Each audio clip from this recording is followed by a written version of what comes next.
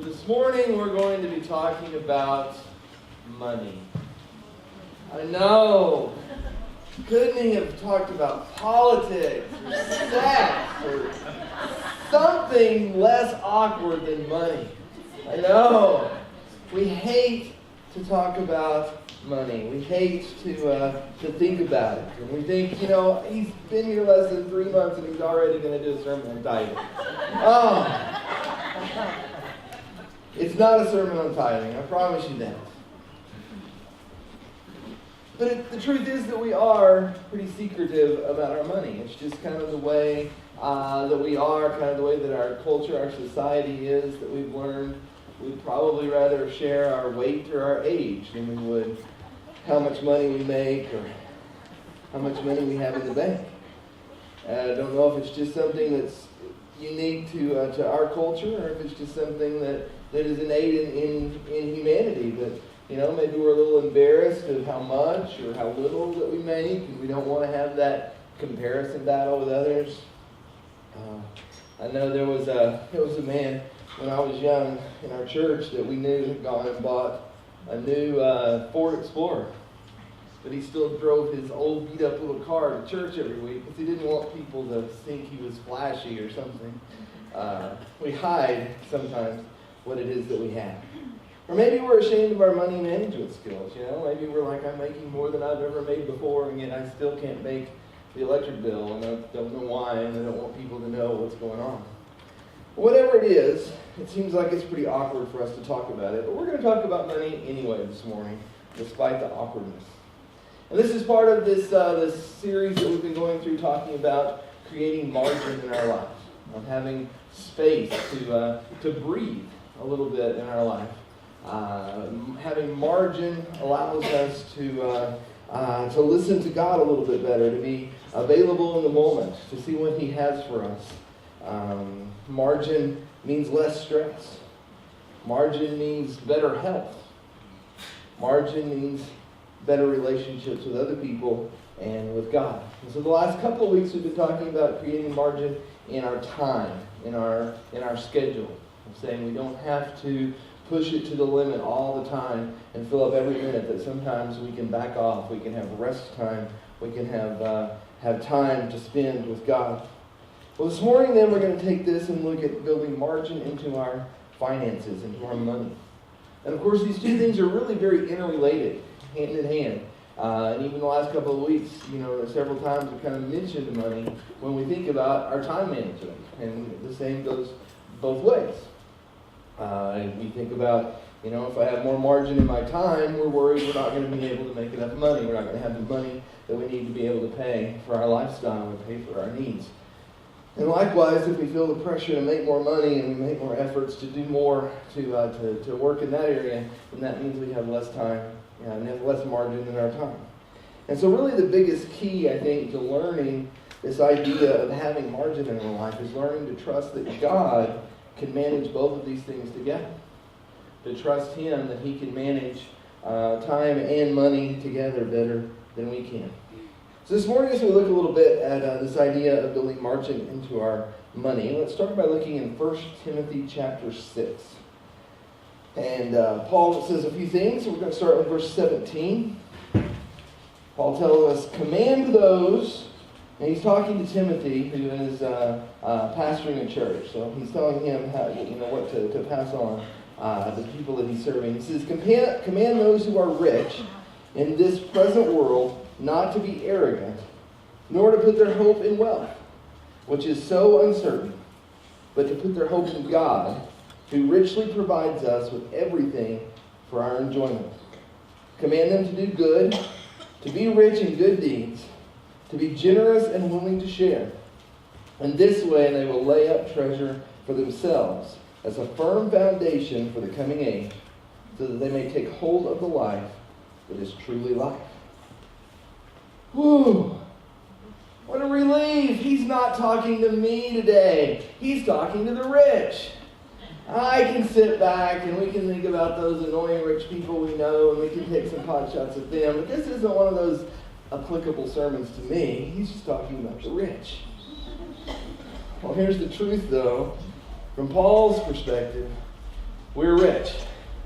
I'm rich. You're rich. We don't feel rich. We don't feel like it. But it's true.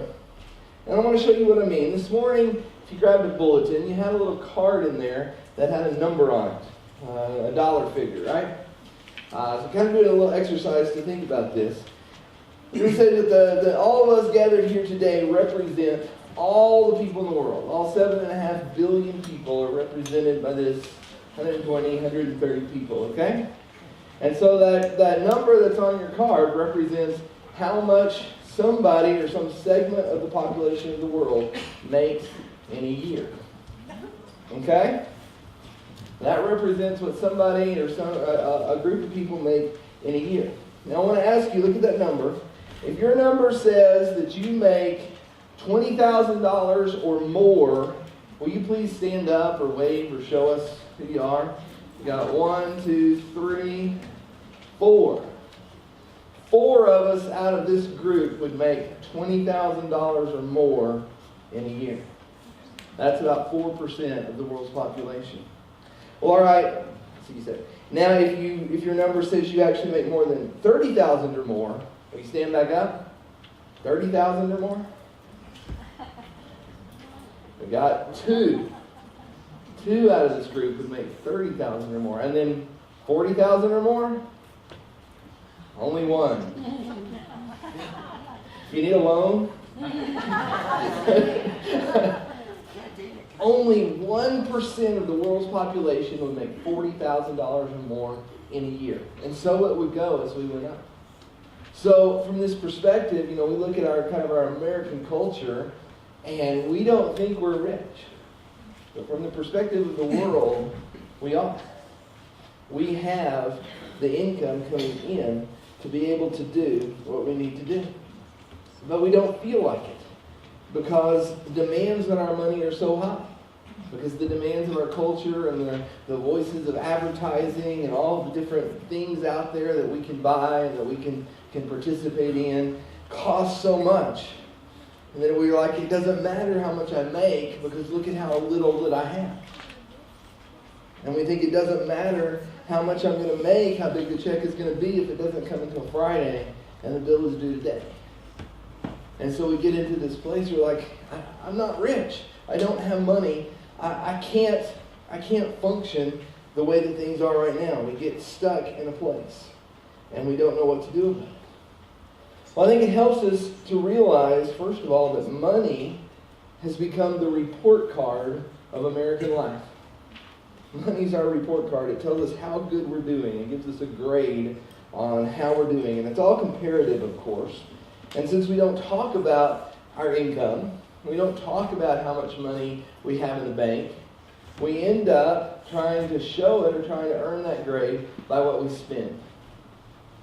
And we think, I've got to have the biggest, I've got to have the best, I've got to have the newest, I've got to have the name brand, I've got to spend in order for people, in order for myself to feel like I'm keeping up with other people, in order for people to feel like I'm getting a good grade in life. And of course we learn ways to cheat this, right? Because if we don't really have the money, of course we can put it on credit cards and we can take out loans and we can do other things to try to cheat this and spend money that we don't even have so it looks like we're doing better. But really that seems to just get us into more and more trouble.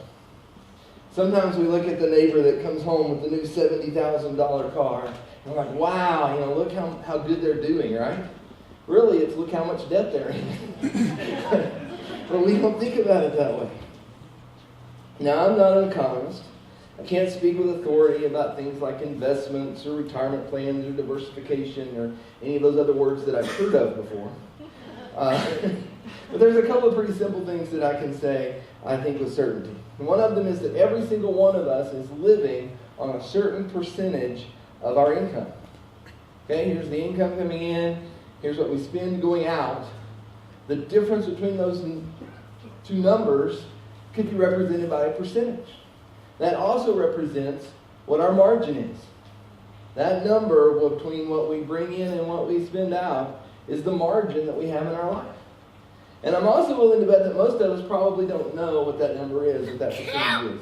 And if we start really quickly trying to figure it out, we're probably going to shoot low. Because we don't usually pay very much attention, really, to what we're spending. We just spend on what comes next, or what we want, or what is the most pressing, what is screaming the loudest. So some of us might be doing pretty well. There might be a few of us that could say, I'm maintaining my lifestyle on 80 to 85% of my income. And we could say, all right, then I spend that, I do the things I need to, then maybe I've got 10% that I give to the church, maybe I've got 5% that I can put into a retirement plan, maybe I've got 5% I can even put into savings, and I can plan ahead, and I can have this margin, and I can kind of breathe and relax. But the tendency of most of us is to spend our money as quickly as we get it, to put our money to work as much as we can right now. Because there's so many opportunities that call out. There's so many things that cry for our attention. And it doesn't take much for us to spend what we didn't even plan on spending. And we don't think too much about having that savings for a rainy day. We don't think too much about a retirement plan, right? That's what Social Security's for, right? I hate to tell you that, baby boomers, but us Gen Xers aren't sure it's going to be there when we retire. And we blame you for all of our problems, so it's not just that. But we're worried that's not going to be there. But we're not worried enough that we're actually saving money in some other kind of retirement plan. We want our best life now. And we think the way to do that is to spend money, to buy things, to go and have experiences. We think that the best way to do that is to buy into all the things that are promising us happiness, right? So many things tell us this is what's going to make it for you. In fact, the retail world tells us they don't even worry when people end up having to tighten their belts a little bit. I know sometimes there's a big recession like there was, a decade ago. It affects a lot of companies. But for the most part, they're like, people are going through a little bit of a tight thing. We don't have to worry about it. Because people will tighten their belts and spend less for 4 to 6 weeks. And then they'll binge. And then they'll go on a shopping spree. Because we're so used to equating the pursuit of happiness with spending, with consumerism, with buying and doing, and what we can get for that. So I'm willing to bet that most of us are not living on 80% of our income. I'm betting most of us are living on 90% or 100% or 110%. You're like, well, how do we live on 110%? Well, you go back to those credit cards. And you run up to credit cards and then you pay the minimum amount every month and you just keep going. I had some friends once who got into a place where they were basically supplementing their income off of credit cards. And they told me that their credit card would build up and build up and build up, and they would get close to their limit, and the credit card company would raise the limit. And so they would keep doing it again, and they would raise the limit until they got into a place where they couldn't sustain it any longer. And they were in trouble. Or, of course, we know that the banks will let you spend money you don't have, right? Those fun overdraft fees, right? $35 that they'll take, $35 you don't have, punish you for spending money you already didn't have. I don't know if you know this. Just last year alone, banks collected over $33 billion in overdraft fees. Yeah, and it's not a unique year. Every year they collect some kind of money from the fact that we spend what we don't have. Or of course, sometimes we just let bills run late. There's something we want, and we're like, well, the electric bill can go 2 months, and I'll pick it up later. And then that becomes the electric bill and the water bill, and then the car payment too. Until after a while they're all late, and the only thing we pay is whatever's screaming the most and the most trouble to try to get out of it, and we don't know how to get back to where we were. It all catches up with us. So what does all this add up to? No pun intended. It shows us that a lot of the money stress that we have usually is not based upon a lack of income. It's based upon our spending. And I say usually because I know many of us, all of us, go through times when things are tough, when we lose a job, when maybe the only work we can find is part-time, or something's just not there that we need. And sometimes there's unexpected bills, medical bills and things that we didn't know how to plan for. Those things happen and we get into these crises. So what I'm really talking about this morning is kind of this ongoing epidemic, I think, that many of us suffer from, that leaves us without any margin. It leaves us living upside down and maybe even drowning in debt. And I think if we'll learn to live during what we might say the normal time of our life with some margin, then it helps prepare, it helps us be ready for when those crises come. I've been in the place when the car broke down and there was absolutely no money to do anything with it, and it was totally stressful and we had no idea how to take care of this. And I've also been in the place when the car broke down and there was money in the bank and we were able to drop the car off at the mechanic on the way home. And both are stressful, but one's a lot more stressful than the other. If we plan ahead, if we know to have some margin, then it helps us a lot when those crises come. So our problem then is not really money. Our problem is our heart. Our problem is our attitude about money. The Bible tells us, of course, that the love of money is the root of all kinds of evil. Not the money itself, but the love of money is the root of all kinds of evil. Dave Ramsey puts it this way. He says money is a tool. It can be either good or bad. It's kind of like a brick. And you can take that brick and you can build a hospital with it, or you can throw it through a window. It's not the brick's choice. It's our attitude. It's what we do with it that makes the difference. So in these verses that we read here in 1 Timothy then, Paul told us not to be arrogant about money, not to put our hope in wealth. And yet that's exactly what we have a tendency to do. We count on our money to provide what we need in order to feel happy, in order to feel fulfilled. We count on our money to protect us from a catastrophe. We count on our money to express love to our children. We count on our money even to give us purpose, to be that report card and make us feel like we're doing okay. But it's really an illusion, because money can't be counted on to do any of those things. And we can't ever really count on the money certainly being there. I want to look at another passage this morning, some things that Jesus had to say in Matthew chapter 6. We're going to look at verses 19 through 21, and then also verse 24. Jesus said, "Do not store up for yourselves treasures on earth, where moth and vermin destroy, and where thieves break in and steal. But store up for yourselves treasures in heaven, where moths and vermin do not destroy, and where thieves do not break in and steal. For where your treasure is, there your heart will be also." And then verse 24 says, "No one can serve two masters. Either you will hate the one and love the other, or you will be devoted to the one and despise the other.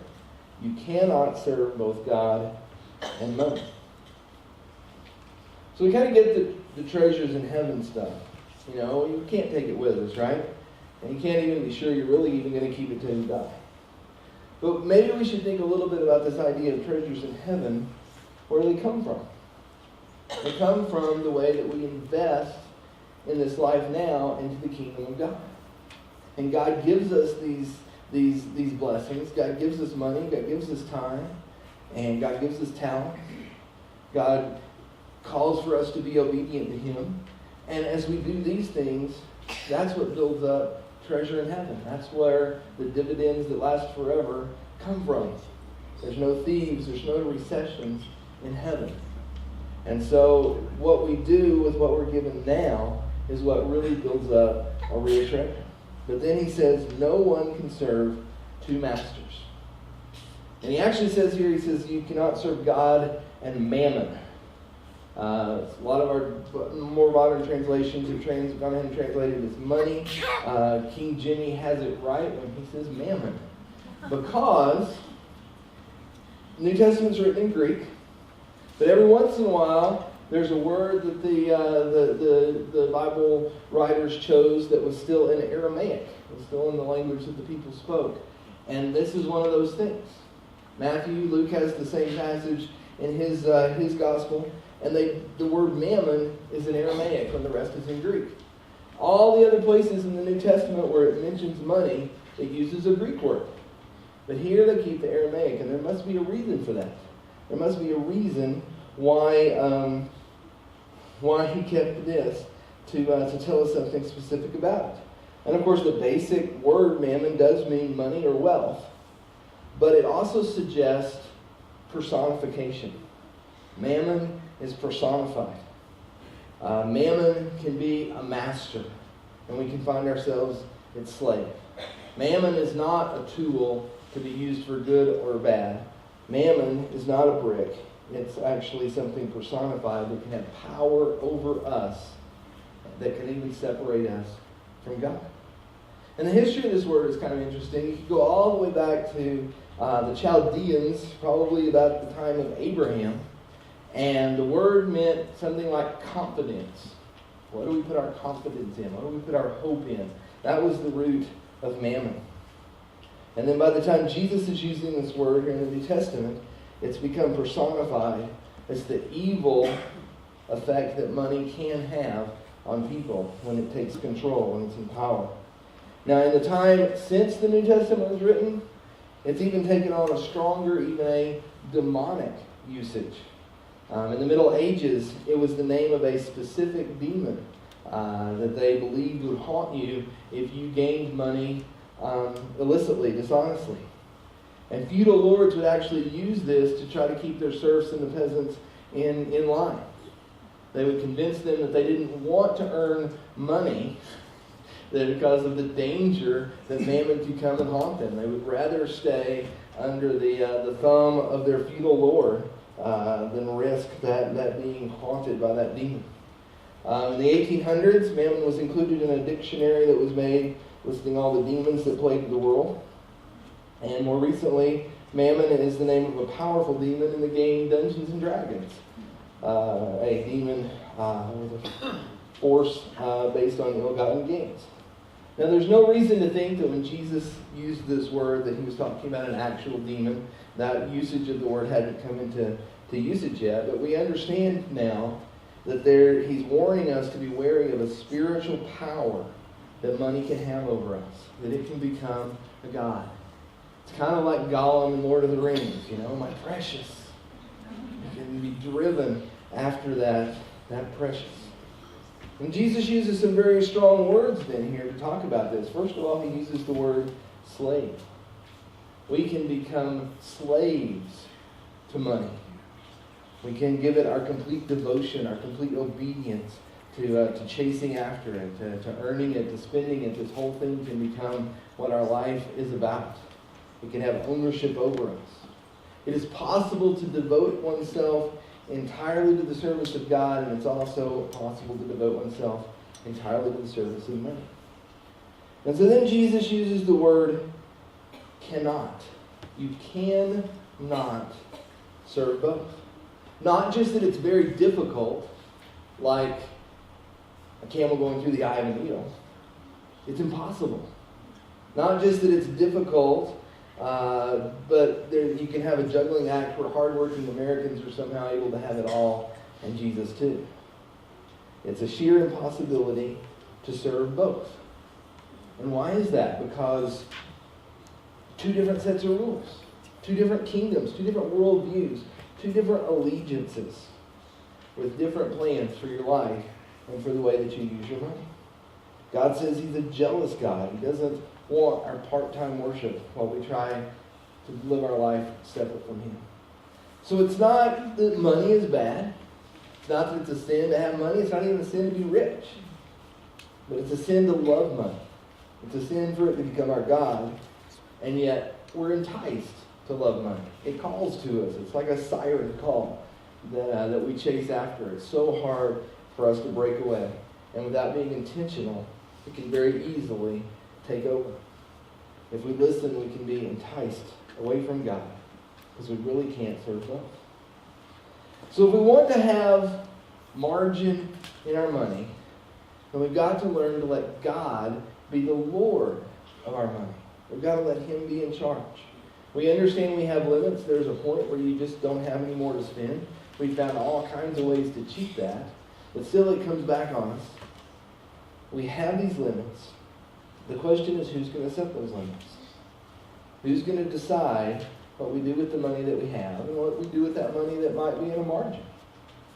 Are we going to allow God to set those limits, or are we going to push it beyond what we can handle in order to somehow keep a good grade on that report card? The spirit of mammon will bankrupt us. It will drive us to live at 100, 110, 120%, pushing us as far as it can until we fall over the edge. But God is going to set those margins somewhere back away from the edge. He's going to say, live on 85%, live on 80%, whatever it is in your life. He's going to say, that's where the line is. He's going to help you to build margin into your life. And He's going to have a plan for what you do with the money that's in that margin. Probably not just stuff it in your mattress. I wonder what it would be like if we could really have a conversation with God about our finances. And we'd come to Him and we'd say, I know how much I've been blessed. I know how much you give me. And I just want to start off by thanking you for all that I received. And I think maybe God would then ask, well, so where is all this wealth that you're thanking me for? And we'd have to say, well, I spent it. Isn't that what you gave it to me for, right? I mean, you can't take it with you, right, God? Might as well spend it. And God would say, yes, but you weren't supposed to spend it all on yourself. I wanted you to be a blessing to others. I wanted you to be generous. I wanted you to experience the joy of seeing money as a tool for building the kingdom.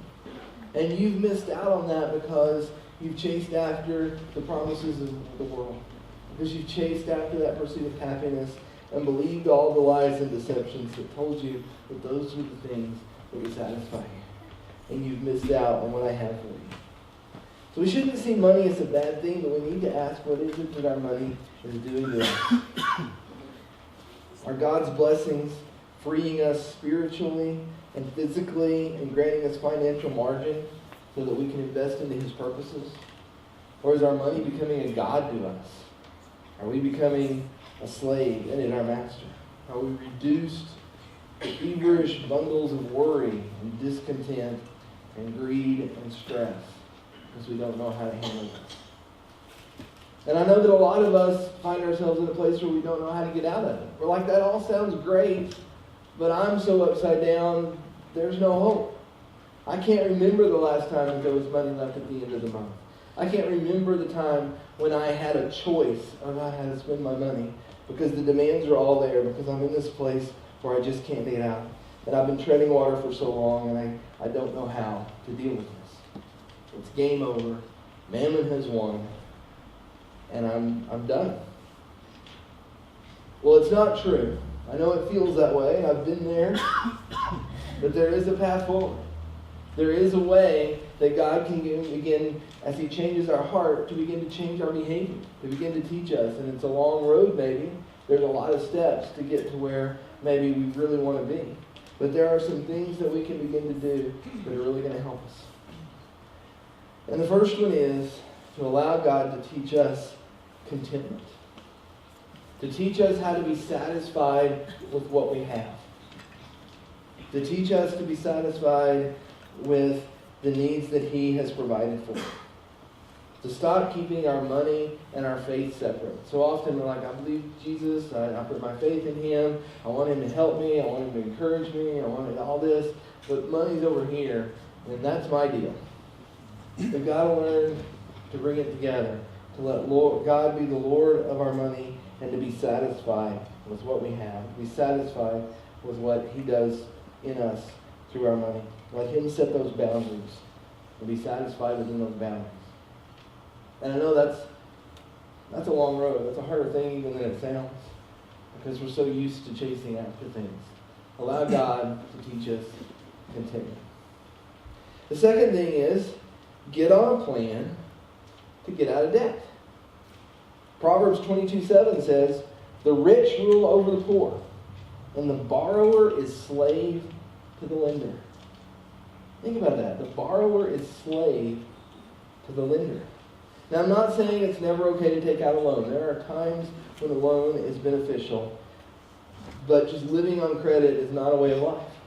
living in debt is not the way that God would intend us to live. Find a way to begin to pay those things down and to get out of debt.